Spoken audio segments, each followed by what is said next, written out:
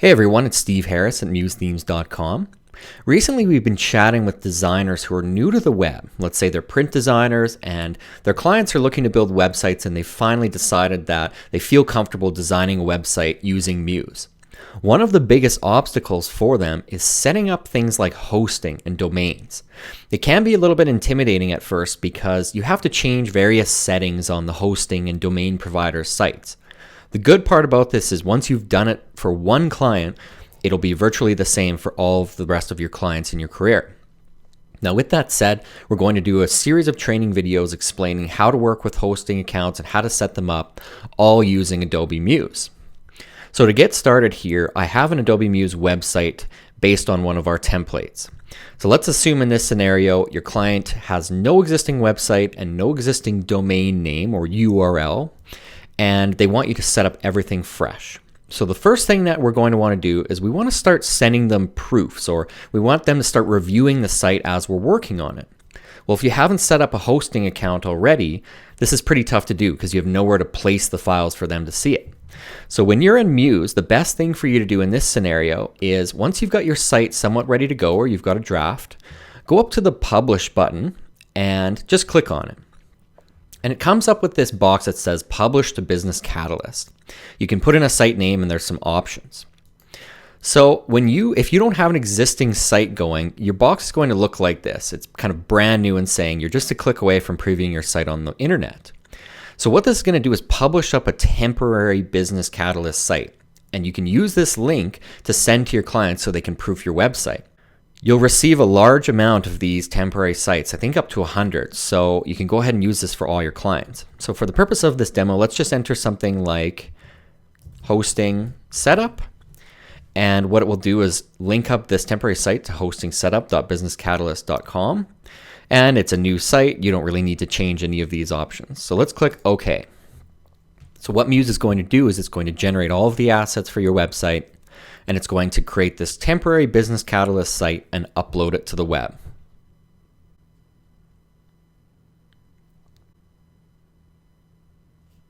Okay, so now that our website appears here in the browser, Muse launches the site right away.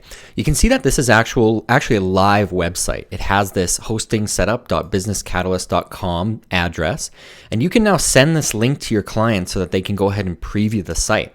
You can then re-upload those files by just continuing to publish out in Muse, and this domain or this site is going to update for your clients to see throughout the project.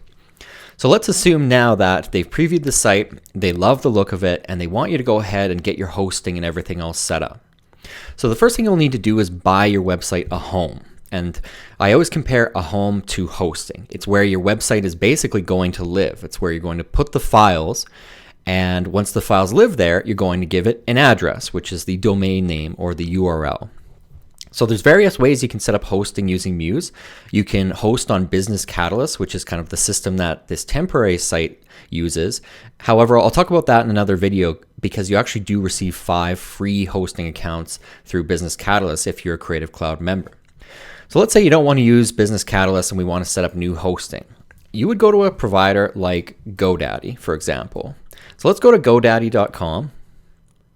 And then Godaddy is one of the biggest hosting and domain name providers. So the first thing you're going to do is enter a domain name. Now, this would allow you to set up both your domain and hosting at the same time, which is a great idea. But for the purpose of this video, I'm just going to set up the hosting component. So if I click on hosting and SSL, and under hosting, we have web hosting, and it says it's on sale. So let's click on that. So you can see right now that it starts at $3.99 a month. So we'll just click Get Started. Okay, so it says customize your web hosting plan. So the economy hosting plan allows you to host one website, which is fine if you have a client who just has one website. You can also do a deluxe hosting plan, which allows you to host multiple websites.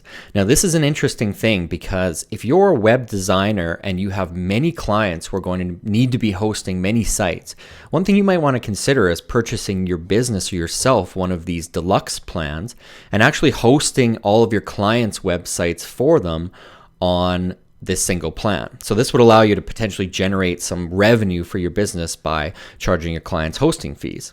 You could also use this deluxe plan if you're like me and you have 100 different temporary websites that you're using on any basis and you don't want to have separate hosting accounts for all of them. So for the purpose of this demo, let's just click the economy hosting plan. We can select our term here. Let's just go 12 months at $3.99 a month. And now it says to choose an operating system. Now this one confuses users who are new to the web, but one thing that you'll notice that you only have two options here, Linux and Windows, and they come with these different control panels. For 90% of the websites out there, I would recommend you use a Linux operating system. Windows is great if you're using certain types of web technology like ASP. However, the majority of them will use Linux. So let's just leave that set at Linux. We have some other options for adding an SSL certificate, which you would need if you were doing, say, an e-commerce site which needed protection. We'll just leave that off for now. This is going to be a basic website. And let's just click continue. So now it asks you if you want to register a free domain name. So for the purpose of this demo, I won't bother, but you'll probably want to take advantage of that and enter the domain or the address you want to use for your client site. So I don't want to register a free domain name. So that's basically it as far as hosting setup is concerned. It's already in the cart here, and all we have to do from this point on is just proceed to checkout, pay, and our hosting account is completely set up. The only thing too I want to mention about this is where it says promo code, any web host out there usually has promo codes out on the web. So if you just type in Godaddy promo code, I almost guarantee you'll find something out there. Let's see. So here you go. There's a domain for $1.49 or 40% off your first year, something like that. So always have a look for promo codes as they're pretty popular for hosting plans. So that's it as far as setting up something on GoDaddy is concerned. Now you could use a different provider. One of the biggest ones in the web design world is Media Temple. So let's just go to MediaTemple.net. Media Temple is a little bit more expensive than GoDaddy, but it's considered a little bit more professional for people who are hosting things like blogs and designer sites and that sort of thing. So you can see that there are various plans here, and you're likely going to just use the web hosting plan. So we'll click Learn More.